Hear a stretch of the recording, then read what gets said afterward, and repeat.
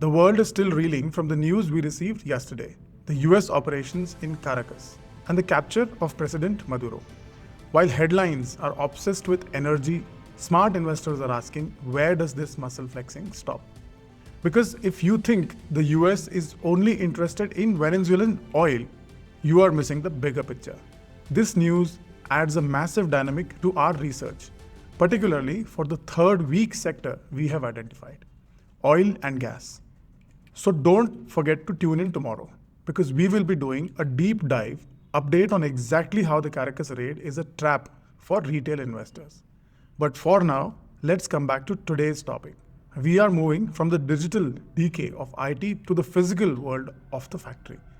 We are talking about textiles and garments.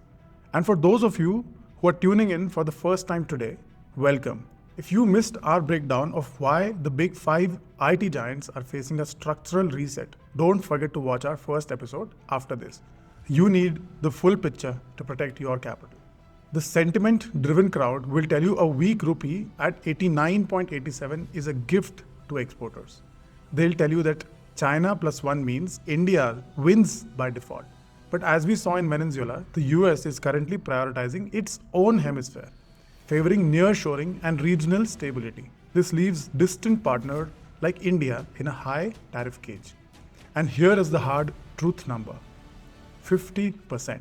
Effective late 2025, the US hiked tariff on Indian apparels to a staggering 50%, while competitors like Bangladesh and Vietnam enjoy lower reciprocal rates. Indian goods are being taxed out of the market. And don't wait for a special deal to save you. In a low-margin business, you cannot compete with a loom when your competitor has a 30-point duty advantage. And beyond the tariff, there is a fundamental math problem in the mills. First, the input trap. Yes, the rupee is weak, but raw material costs, cotton and synthetic fibers are up 14%.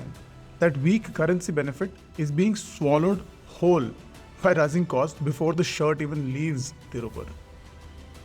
Second one is the debt burden. Most mid-tier firms are drowning in leverage. Interest payments are now eating nearly 1/3 of their operating profits. And the last one, the third one, the automation gap. While our rivals in Vietnam are scaling with robotic cutting and AI supply chains, most of Indian sector remains labor heavy and energy inefficient. Fundamental analysis shows a sector squeezed by debt and global isolation. Sentiment tells you to buy the dip, but as an investor, you must choose math. So, how do we protect your capital? We tracked the cotton harvest cycle. Between March and April 2026, the arrival of new crop usually stabilizes prices, often triggering a fake relief rally in textile stocks as margins look temporarily better. Use that bounce. This is your window to exit 50% of your position. And keep your 5% trailing stop loss active. If a trade tension spikes further, you get out. Period. Don't wait for a deal that the data says is not coming. Most investors, like you, are tired of being last to know when a safe sector becomes a wealth destroyer. But worry not. We are here to change that. We don't give you the SIP marketing fluff. We give you the geopolitical fundamentals. If you want to stay ahead in this global shift, subscribe to this channel right now. Tomorrow we wrap up, trim the fat with the biggest dilemma of them all, oil and gas. You won't want to miss our update on the Venezuelan fallout. I'll see you tomorrow with the final episode on this series before we shift to the sectors that look promising for the year 2026. So thank you for tuning in, and I appreciate your time. Bye-bye.